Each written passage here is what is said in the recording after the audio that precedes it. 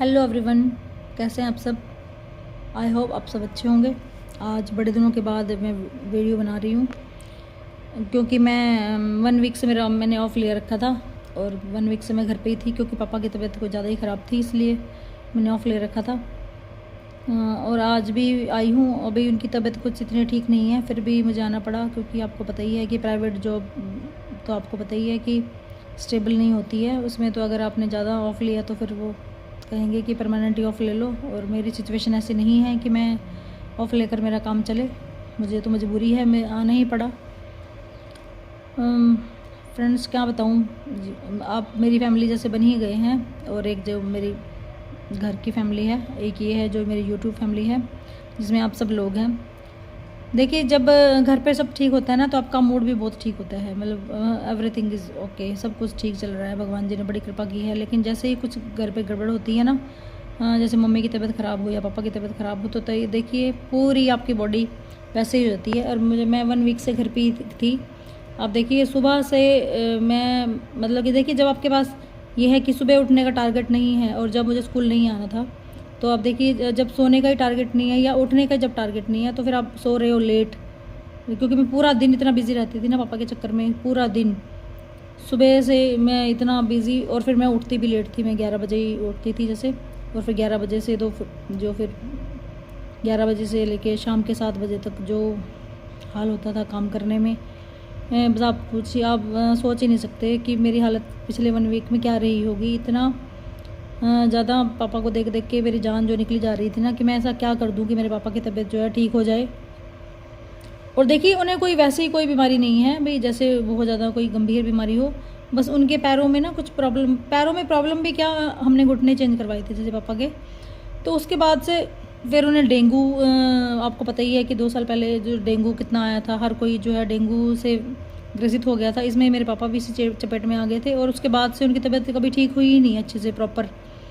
तो वो ना चल नहीं पाते हैं अच्छे से, मतलब कि जो उनके पैर हैं वो सहारा नहीं कर पाते हैं। देखिए घुटने चेंज करने के बाद हमने घुटने चेंज कराए थे कि पापा अच्छे से चल पाएंगे। भी मेरी बड़ी ख्वाहिश थी कि पहले की तरह पापा अच्छे से चल पाएंगे, एक्टिवा लेकर जाएंगे जैसे ऑफिस जाते थे हमेशा ही। लेकिन वही है चक्कर, अब तो चलना भी दुबर हो गया है, वॉकर लेकर चलते हैं, और एक बंदे को जो है पीछे रहना पड़ता है उनके। कभी उनको डर लगता है कभी वो गिर ना जाएँ, क्योंकि वो कई बार गिर चुके हैं, पर भगवान जी की कृपा से ये है भी कोई सीवियर इतनी चोट नहीं लगी। लेकिन अब हर टाइम उनके साथ एक बंदा हमेशा रहना ही चाहिए। आज भी बड़ी मजबूरी में मैं आई हूँ, क्योंकि आपको देख के आप ऑफ नहीं ले सकते हैं, आपको आना ही पड़ेगा।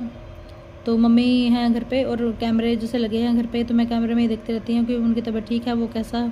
वैसे तो वो बिल्कुल ठीक है, वैसे कोई उनकी कोई प्रॉब्लम नहीं है, लेकिन जो चलने में इनको प्रॉब्लम होती है ना, उसमें बहुत ज़्यादा बड़ा। देखिए जो बंदा बिल्कुल बैठा ही है एक जगह पे, भगवान ने मुझे तो व्हील चेयर पर बैठा ही रखा है इतने साल से, और घर पे जो माता पिता हैं वो भी अगर ऐसे ही हो जाएंगे तो देखिए फिर कैसे काम चलेगा।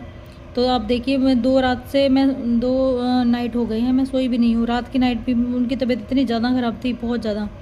एक साइड तो बिग बॉस का फिनाले चल रहा था जहाँ डिक्लेयर होने वाला था कि विनर कौन है, और एक तरफ मेरे पापा की तबीयत इतनी ज़्यादा ख़राब थी कि वो रोए जा रहे थे। उनको पेन इतना ज़्यादा था कि वो देखिए जब आपको कोई प्रॉब्लम होती है ना तो आप फेस करते हैं उसको, आपको पता ही है कि आप कैसे करेंगे, अपनी प्रॉब्लम को टैकल कैसे कर लेंगे।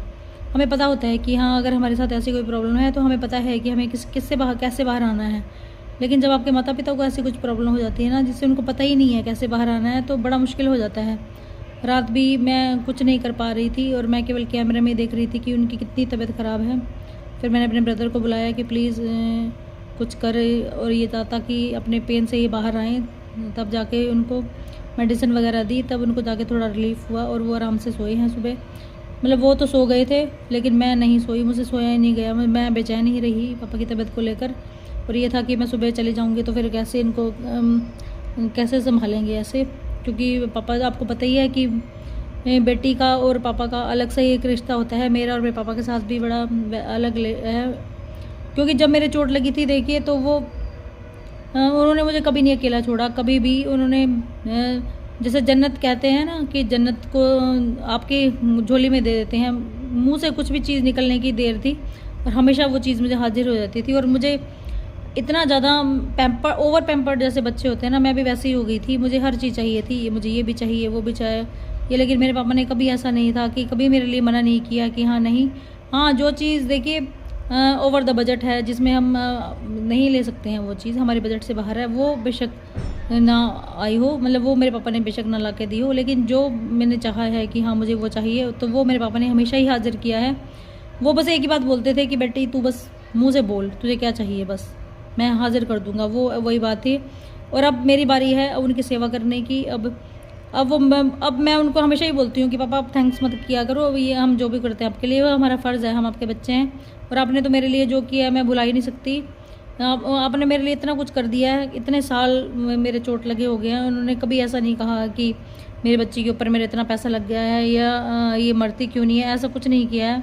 हालाँकि मैंने और भी पेरेंट्स देखे हैं जो जिनके बच्चे अगर ऐसे हो जाते हैं तो वो कहते हैं उनको कि वो कहीं जाकर आपके काम की नहीं रही है, तो आप कहीं जाकर इसको कहीं ऐसी जगह बनी है वहाँ जाके दे आइए। ऐसे ही मेरे पापा के साथ भी हुआ था। जब मेरे पापा रिटायर नहीं हुए थे, जॉब करते थे, तो उनकी जो एक कोलीग है लेडी, उन्होंने कहा था कि सर अब आपकी बेटी ये किसी काम की नहीं रही है, क्योंकि ये कभी चल नहीं पाएगी, तो ये आपके तो किसी काम की नहीं है, तो आप ऐसा कीजिए कि मैं आपको एक जगह बताती हूँ, आप एक हॉस्पिटल टाइप जो भी कुछ है, तो आप ऐसा करिए, इसको वहाँ जाके छोड़ाइए और आप आ जाइए वहाँ से, अब आपके तो किसी काम के रही नहीं है। तो मेरे पापा देखिए बिल्कुल इतने शरीफ आदमी हैं बिल्कुल ही। तो उन्होंने उस लेडी को बड़ी पोलाइटली कहा कि मैडम आप तो एक लेडी हैं, इसलिए मैं आपको बड़ी पोलाइटली बोल रहा हूँ कि आज तो आपने ये बात कह दी, आगे से आप मेरी बेटी के बारे में कोई बात नहीं कहेंगी, कि जब तक मैं हूँ मेरी बेटी को अगर कोई भी प्रॉब्लम होगी तो मैं ये सहन नहीं कर सकता। तो मैं नहीं सहन करूँगा, मेरी बेटी है ये, और मैं अपने हिसाब से इसको टैकल करूँगा। मैं अगर पैसे की वजह से अगर इसको कभी भगवान के पास जाना पड़ा तो मैं ऐसे कभी नहीं होने दूँगा। और मेरे पापा ने किया भी ऐसे ही है। कभी भी मेरे पापा ने ऐसा शो नहीं किया है कि मेरे ऊपर इतने पैसे खर्च हो गए हैं या मेरी चेयर जो है इतनी कॉस्टली है, उन्होंने कभी ये शो नहीं किया है। वो आज भी ऐसे बोलते हैं कि तू अपने पास इतने पैसे रख कि अगर तेरी चेयर को कहीं कुछ प्रॉब्लम हो जाए तो हमेशा ही तू उसको अपनी वो परचेज़ कर सके। आपको पता ही है कि पेरेंट्स की कितनी परेशानी हो, मतलब कितनी बॉदरेशन होती है उनको अपने बच्चों को लेकर, और ख़ासकर अगर बच्चा ऐसा हो जो हैंडीकैप हो तो उसको लेकर तो वो कुछ ज़्यादा ही हो जाते हैं। तो इसी तरह की जो सिचुएशन है वो घर पर चल रही है, बहुत परेशान है। मैं अपने पापा को लेकर सच में बहुत परेशान हूँ। यहाँ भी आ गई हूँ, लेकिन फिर भी मन तो वहीं पड़ा है। मैं बार बार कैमरे में देखती हूँ कि अब ठीक है ना, अब क्या कर रहे हैं, अब दवाई ली, फिर फ़ोन करूँगी मम्मी को, मम्मी अब दवाई दे दो, मम्मी अब फ्रूट दे दो, अब खाना दे दो, बस ये चल रहा है। अब ये है कि मैं जैसे ही यहाँ से छुट्टी होगी तभी मैं जाऊँगी, फटाफट देखूँगी कैसे हैं पापा। वैसे तो ठीक हैं वो बिल्कुल ही, लेकिन बस ये है वो चलने में जो प्रॉब्लम है उसी की वजह से वो थोड़े परेशान हैं। भगवान जी करें, और आप लोग भी प्लीज़ प्रेयर कीजिए मेरे पापा के लिए कि वो जल्दी से जल्दी ठीक हो जाएं, अपने पैरों पर अच्छे से चल पाएँ। बस उनकी टांगों में किसी तरह से कुछ ताकत ईश्वर दे दे, बस मेरी यही प्रेयर है। और हमेशा चाहूँगी कि मैं अपने पापा के लिए, मेरे पापा ने जो कुछ किया है मैं बस वो सारा इसी जन्म में वापस कर दूँ, अगले जन्म तक ये सब ना जाए, क्योंकि बहुत परेशानी होती है, बहुत ही ज़्यादा।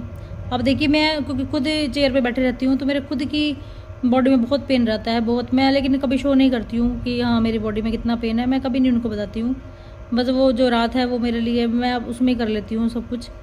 मुझे ऑइंटमेंट वगैरह जहाँ भी मुझे मेरे पेन है मैं वो सब लगा लेती हूँ, ताकि मैं अगले सुबह उनके लिए बिल्कुल ठीक से रहूँ और ठीक से उनकी केयर कर सकूँ। मम्मी का भी यही है, मम्मी भी इतनी ज़्यादा मेरी ठीक नहीं है। तो माता पिता के लिए तो देखिए आपको हमेशा ही डट कर इसे सामना करना ही पड़ेगा सिचुएशंस का, लेकिन फिर भी मैं भगवान जी से कहूँगी कि प्लीज़ इतनी तकलीफ़ तो ना देना माता पिता को कि वो सहन ही ना कर पाएँ।